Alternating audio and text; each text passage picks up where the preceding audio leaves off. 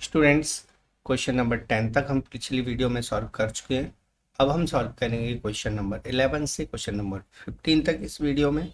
तो चलिए स्टार्ट करते हैं क्वेश्चन नंबर 11 का सॉल्यूशन। यदि आप हमारे चैनल पर नए हैं तो सब्सक्राइब कर लीजिए, और यदि आप हमारे चैनल पर हैं पहले से तो इस वीडियो को अपने दोस्तों को जरूर शेयर कराइए। तो चलिए स्टार्ट करते हैं। यहाँ में एक सर्कल दिया हुआ है और उसका डायमीटर हमें कहा गया है कि वो लॉन्गेस्ट होगा। तो हमने एक सर्कल ड्रॉ किया। सर्कल में जैसे ये सेंटर है मान लीजिए सर्कल का, तो एक डायमीटर हमें दिया हुआ है, ये समझो, और हमें प्रूव करना है कि डायमीटर लॉन्गेस्ट कॉर्ड होगा। तो ये मैंने डायमीटर ड्रॉ कर दिया, ठीक है। तो ये हमें प्रूव करना है ये लॉन्गेस्ट कॉर्ड होगा। क्लियर। तो इसके लिए हम क्या करेंगे, हम एक और कॉर्ड ड्रॉ कर लेते हैं। चलिए मैं एक और कॉर्ड ले लेता हूँ। ये मैंने दूसरा कॉर्ड ले लिया, ठीक है। तो यहाँ ए बी डायमीटर है और सी डी एक और कॉर्ड है। क्लियर। यहाँ आप ज्वाइन कर लीजिए सेंटर ओ को डी से और सेंटर ओ को सी से ज्वाइन कर लीजिए। क्लियर। तो हमने सेंटर्स को सी और डी से ज्वाइन कर लिया। क्लियर। अब यहाँ हम गिवन लिखेंगे। यहाँ गिवन है A B is diameter, A B diameter है और C D is a chord, ठीक है। सी डी कॉर्ड है। तो हमें यहाँ ये प्रूव करके दिखाना है कि डायमीटर कॉर्ड से ग्रेटर होगा, यानी डायमीटर सबसे बड़ा होगा। यदि इस कॉर्ड से बड़ा है तो अदर कॉर्ड से भी बड़ा होगा। तो हमें ये प्रूव करके दिखाना है A B is greater than C D. Clear. यहाँ हमने ज्वाइन किया है, कंस्ट्रक्शन किया है, construction join O C and O D, इनको ज्वाइन किया है। ओ सेंटर है सर्कल का, तो ये देखो ओ ए, ओ सी, ओ डी और ओ बी ये सभी रेडियस हैं। तो प्रूव करेंगे हम। ओ ए इक्वल है O C equal O D equal O B, ये सभी रेडियाई, सभी रेडियस है। क्लियर। अब हम देखें ट्राइंगल को। In triangle C O D, जो सी ओ डी ट्राइंगल आपको दिख रहा है, सी ओ डी ट्राइंगल में आप देखिए, तो सी ओ डी ट्राइंगल में O C plus O D greater होगा सी डी से, ठीक है। क्योंकि sum of two sides, sum of two sides of triangle is greater than third side, ठीक है। दो साइड का सम थर्ड साइड से ग्रेटर होता है, थर्ड साइड। ये आपको पिछली क्लासेस में पढ़ चुके हो और पिछली एक्सरसाइज में भी आया था ट्राइंगल वाली में। तो O C plus O D greater than C D ये होगा। अब देखो ओ सी ओ ए के इक्वल है, तो हम ओ सी के प्लेस पर ओ ए लिख सकते हैं और ओ डी के प्लेस पर ओ बी लिख सकते हैं ना। सी डी को सी डी रहने देते हैं। यहाँ हमने क्या किया है, ओ ए ओ सी के प्लेस पर लिख दिया है और ओ बी ओ डी के प्लेस पर लिख दिया है। क्लियर। अब ओ ए और ओ बी मिलकर क्या बना रहे, ए बी। तो A B is greater than C D हो गया, ठीक है। इसी तरह से हम अदर सभी कॉर्ड से कंपेयर कर सकते हैं, तो यही कंडीशन बनेगी। सो हम कह सकते हैं therefore diameter is longest chord, ठीक है। Diameter is longest chord. ये आपका प्रूफ हो गया क्वेश्चन नंबर 11। अब हम देखते हैं क्वेश्चन नंबर 12 का सॉल्यूशन। चलिए क्वेश्चन नंबर 12 का सॉल्यूशन देख लेते हैं। क्वेश्चन नंबर 12 में आपको कहा गया है कि एक सर्कल है जिसकी रेडियस 5 सेंटीमीटर है। तो मैंने एक सर्कल लिया जिसकी रेडियस है 5 सेंटीमीटर। क्लियर। इसकी रेडियस हम 5 सेंटीमीटर लेते हैं। ए बी और सी डी दो कॉर्ड हैं, ए बी और ए सी। इसमें ए बी ए सी के 6 इक्वल है यानी 6 सेंटीमीटर है। तो मैं ये ए बी ड्रॉ कर लेता हूँ और दूसरा इस तरह से बी सी, क्या दूसरे का नाम है ए बी और बी सी, नहीं ए बी और ए सी। तो ये मैंने दो कॉर्ड ड्रॉ कर लिए। ए यहाँ पर है, ये ए बी मान के चलते हैं, ये ए सी मान के चलते हैं। ये दोनों इक्वल है और दोनों की लेंथ 6 सेंटीमीटर है। हमें इसमें बी सी कॉर्ड की लेंथ निकालने को कहा गया है, यानी बी से सी की लेंथ निकालना। क्लियर, ये हमारा क्वेश्चन है। तो बी सी की लेंथ आपको निकालना है। तो यहाँ क्या क्या करेंगे, हम ओ से ए को ज्वाइन कर देते हैं और बी से ओ को ज्वाइन कर देते हैं। क्लियर, हमने इस तरह से ज्वाइन कर दिया। क्लियर, ये हो गया सेंटर ओ। अब इसको सॉल्व करते हैं। यहाँ ओ ए और ओ बी दोनों ही रेडियस हैं, ये 5 सेंटीमीटर है।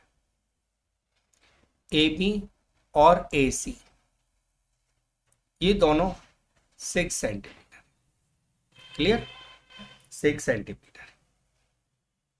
यदि मैं इसको ओ सी को भी ज्वाइन कर देता हूँ, ऐसी ज़रूरत नहीं है, चलो छोड़ते हैं, नहीं कर रहे हम। अब सिंस ओ ए इक्वल है, ओ ए नहीं ओ बी ले लेते हैं, ओ बी इक्वल है O C and A B equal है ए सी। ठीक है, ओ ए ओ बी और ओ सी इक्वल है और ए सी और ए बी इक्वल है।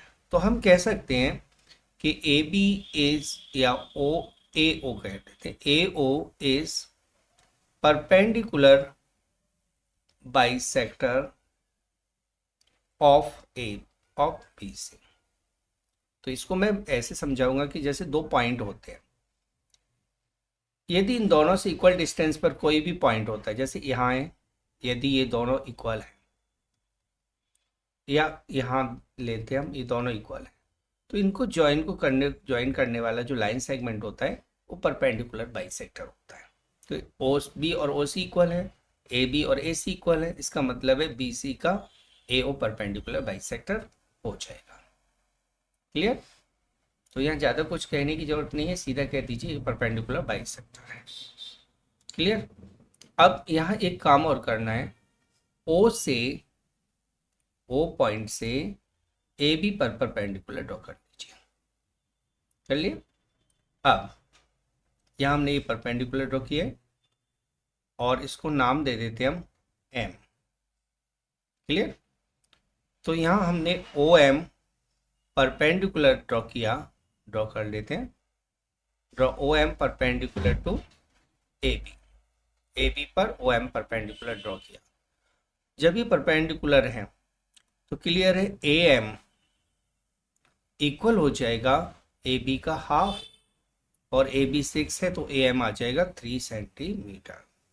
क्लियर, अब ए ओ एम ट्राइंगल लेना है।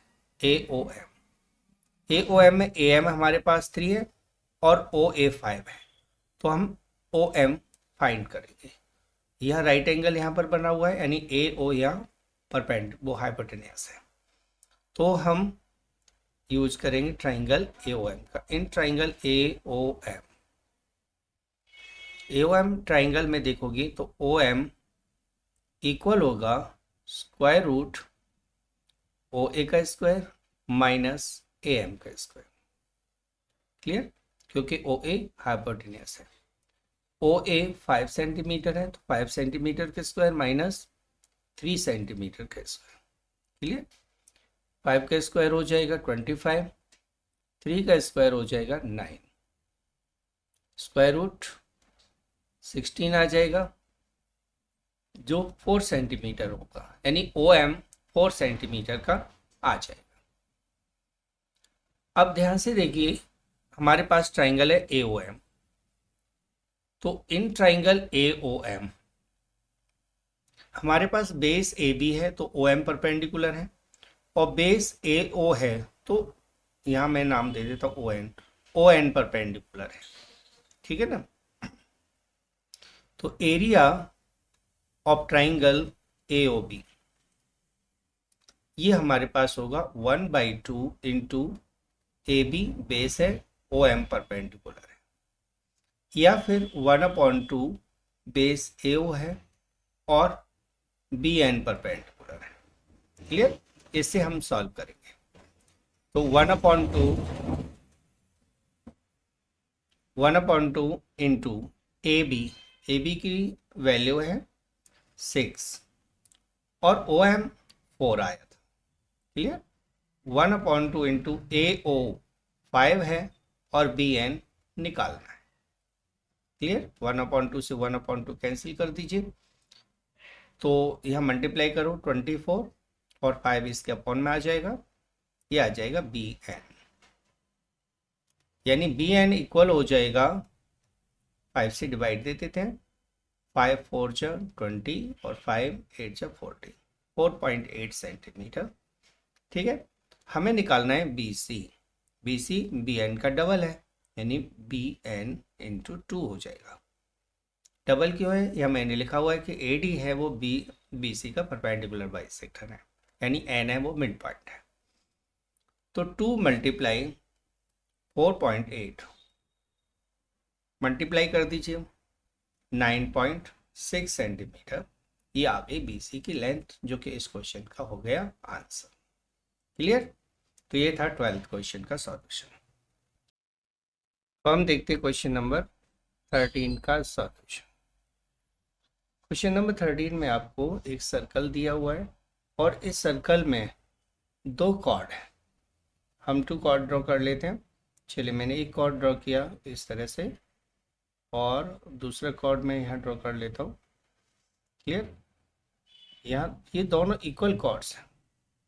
ठीक है, ये हम लेके चलते हैं कि दोनों कॉर्ड इक्वल है और हमें ये प्रूव करना है कि इन दोनों के मिड पॉइंट को ज्वाइन करें, तो उससे जो एंगल्स बनेगा मिड पॉइंट के उसमें, तो जैसे मैं इक्वल कॉर्ड्स ड्रॉ कर लिया है।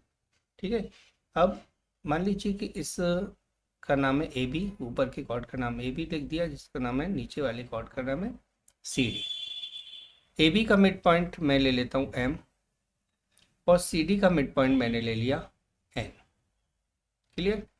इस सर्कल का सेंटर है O। अब यहाँ हम देखें तो O और M को, M और N को ज्वाइन करें, M और N को, तो जो लाइन सेगमेंट आएगा MN, ये एंगल बना रहा है, एंगल AMN और एंगल CNM, ये दोनों एंगल इक्वल होंगे, ये हमें प्रूफ करना है। क्लियर? ये हमें प्रूफ करके दिखाना है, चाहे इधर का हो या इधर का हो, दोनों एंगल इक्वल होंगे, ये हमें प्रूफ करके दिखाना है। यहाँ हम ज्वाइन कर देते हैं M को N से और M को O से। ठीक है, यानी हमें ज्वाइन करना है OM और ON को। क्लियर?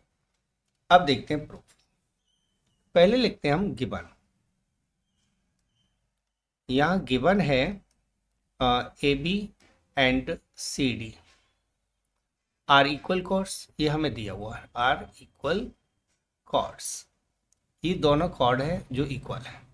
ठीक है, अब प्रूफ करना है, हाँ M और N मिड पॉइंट है, MN joins mid point of AB and CD। ठीक है, mid points of AB and CD।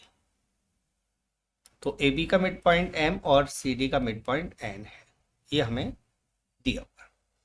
ठीक है, और प्रूव करना है तो हम लिख देते हैं to prove angle AMN equal होगा एंगल CNM। ठीक है, ये हमें प्रूव करना है। अब देखिए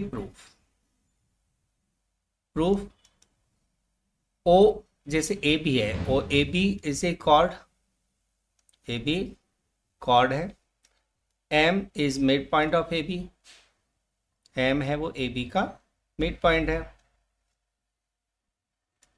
तो मिड पॉइंट को ज्वाइन करते हैं सेंटर से, तो परपेंडिकुलर होता है, तो देयरफॉर हम कह सकते हैं कि ओ एम परपेंडिकुलर है ए बी पर, यानी हम ये भी कह सकते हैं कि ए एम ओ एंगल है वो 90 का होगा।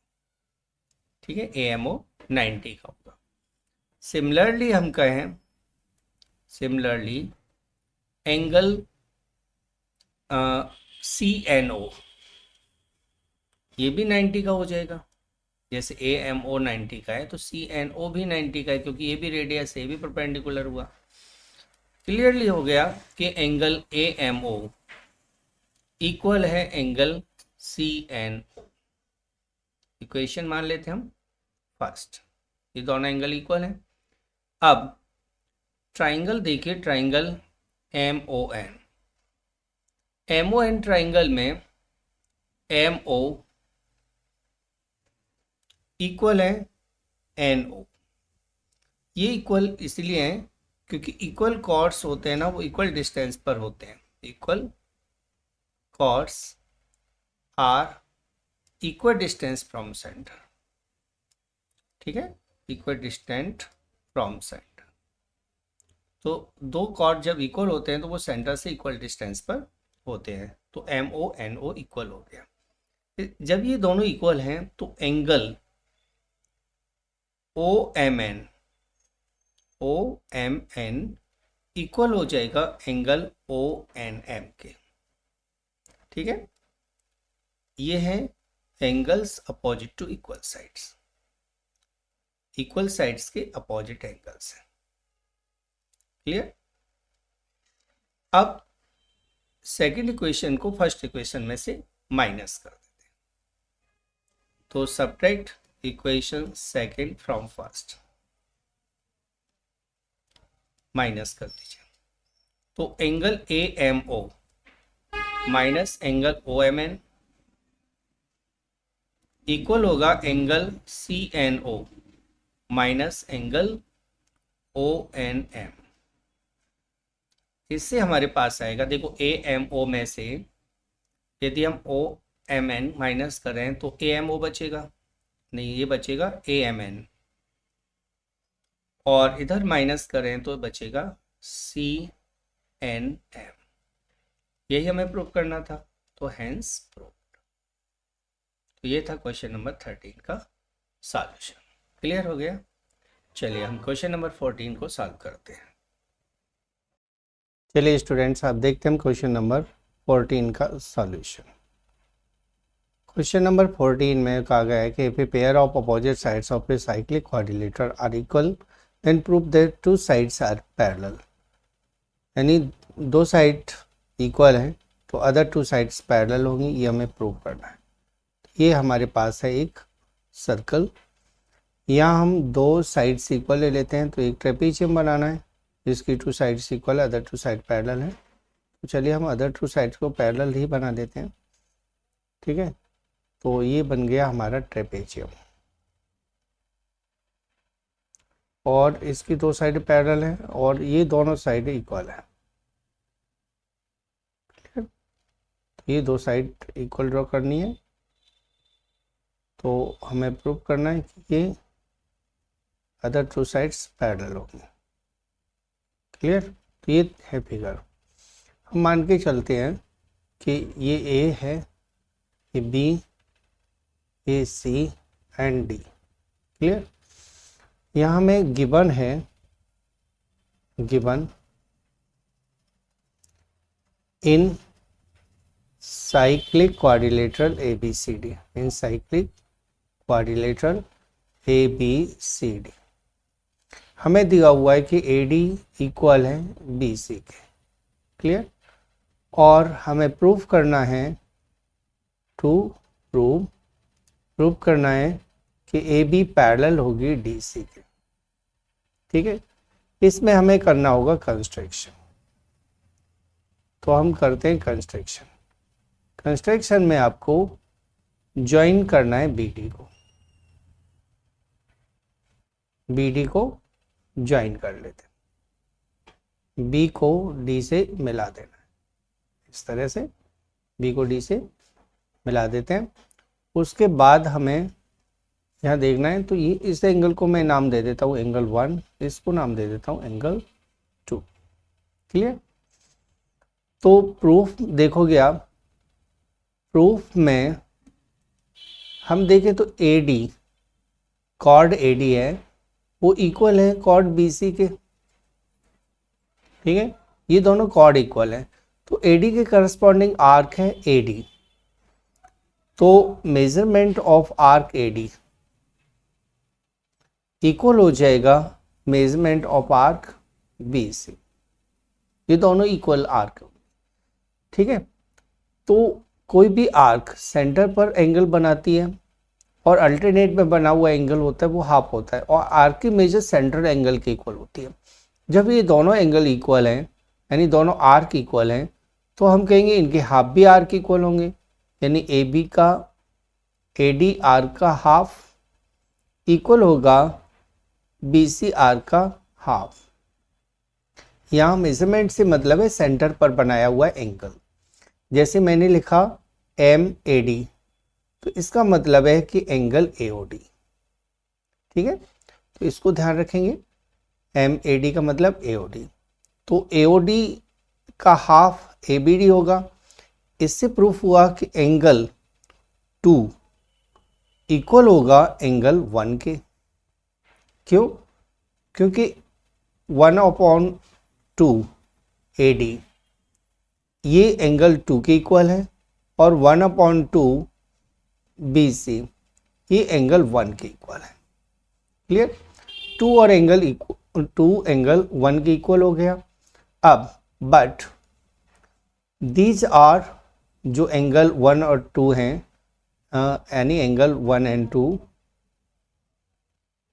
आर अल्टरनेट एंगल्स, तो ये दोनों अल्टरनेट हैं, और जब अल्टरनेट एंगल्स इक्वल होते हैं तो लाइन हो जाती है पैरेलल, यानी देयरफॉर AB पैरेलल हो गया DC के।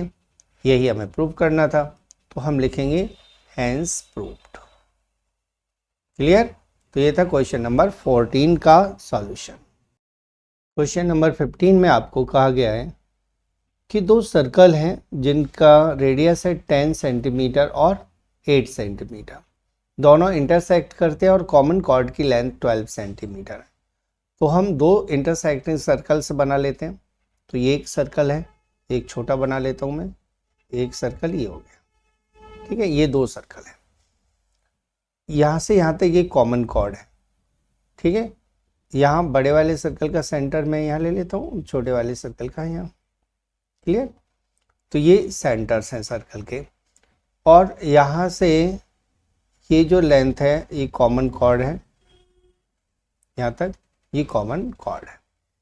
सेंटर्स को भी ज्वाइन कर देते हैं आपस में, तो ये सेंटर्स को ज्वाइन कर दिया। क्लियर? तो यहाँ AB कॉमन कॉर्ड है, O और Q ये सेंटर्स हैं सर्कल के। हम यहाँ ज्वाइन कर लेते हैं O को A से,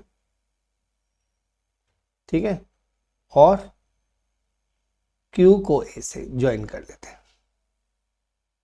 ये हमने कर लिया ज्वाइन। ठीक है, O को और Q को A से ज्वाइन कर लेना है। अब सॉल्यूशन देखेंगे, तो यहाँ COR एंड CQR डैश ये सर्कल्स हैं। ठीक है, ये दोनों इंटरसेक्ट करते हैं, intersect at A and B। ठीक है, यानी AB कॉमन कॉर्ड हो गया। AB की लेंथ है 12 सेंटीमीटर। क्लियर? अ लाइन याद रखेंगे, a line that passes through centre, that या ज्वाइंस कर लेते हैं, joins centres of to circles is perpendicular bisector of common chord। Of common chord. ये ध्यान रखना स्टेटमेंट को, जो सेंटर्स को ज्वाइन करने वाली लाइन होती है वो कॉमन कॉर्ड का परपेंडिकुलर बाइसेक्टर होती है। इसका मतलब हुआ कि जो एम है ये ए बी का मिड पॉइंट हुआ, तो M is mid point of A B का मिड पॉइंट हो जाएगा एम, यानी ए एम की लेंथ हो जाएगी ए एम 12/2 यानी 6 सेंटीमीटर। क्लियर। यहाँ ओ ए 10 सेंटीमीटर है और क्यू ए 8 सेंटीमीटर है। हमें ओ क्यू की लेंथ फाइंड करना है, तो अब आपको लेना है in triangle A O M. A O M में ओ एम निकालना है, तो ओ एम इक्वल हो जाएगा square root A O square minus A M square. ठीक है, यानी स्क्वायर रूट 10 का स्क्वायर माइनस इसका हाफ था 6 का स्क्वायर। 10 का स्क्वायर होता है 100 और 6 का स्क्वायर होता है 36। सब्ट्रैक्ट कर दीजिए तो ये आ जाएगा 64 और 64 का स्क्वायर रूट होता है 8 सेंटीमीटर। तो ओ एम 8 सेंटीमीटर हो गया। अब लेना है triangle A Q M. A Q M में हमें क्यू एम निकालना है, तो क्यू एम इक्वल हो जाएगा A Q square minus M Q square. A Q हमें दिया हुआ है 8, तो 8 का स्क्वायर माइनस ए एम 6 है तो 6 का स्क्वायर। 64 माइनस 36 माइनस कर देते हैं, तो यह आ जाएगा 8 और यहाँ आ जाएगा 2, 28 हो गया। 28 होता है 2√7। ठीक है, तो √7 की वैल्यू पुट करना होगा हमें। चलिए हम यहाँ निकाल लेते हैं स्क्वायर रूट। ठीक है, इसको हटा देते हैं हम। 25 का डायरेक्ट स्क्वायर रूट ही निकाल लेते हैं। 28 का स्क्वायर रूट निकाल लेंगे तो ये 5 से जाएगा, 5 5 से 25, 3 बचेगा, 0 0 बढ़ा लीजिए, यहाँ 5 ऐड करके 10 हो जाएगा। यहाँ डिवाइड दोगे तो डिवाइड जाएगा 2 पर। ठीक है, तो 204 हो गया। माइनस कर लेते हैं, 96 आ जाएगा। यहाँ 2 ऐड कर दीजिए 104 हो जाएगा। 00 और अबाउट 9 पर जा रहा है। 9 4 से 36 और 9, ठीक है, 9 36 हो गया और 9 1 जा 9। क्लियर। यहाँ पर हम एक 9 और रखेंगे ना, 9 9 जा 81, कैरी 8, 9 4 जा 36 और 8 44, कैरी 4, 9 4 यहाँ हो जाएगा, 9 1 जा 10, मतलब थोड़ा सा बचेगा यहाँ। तो ये अप्रॉक्सीमेट हो गया 5.29 सेंटीमीटर। लेकिन हमें निकालना है ओ क्यू की लेंथ। ओ क्यू की लेंथ हो जाएगी O M plus M Q, यानी 8 प्लस 5.29। क्लियर। दोनों को ऐड कर दीजिए तो ये आ जाएगा 13.29 सेंटीमीटर अप्रॉक्स। क्लियर।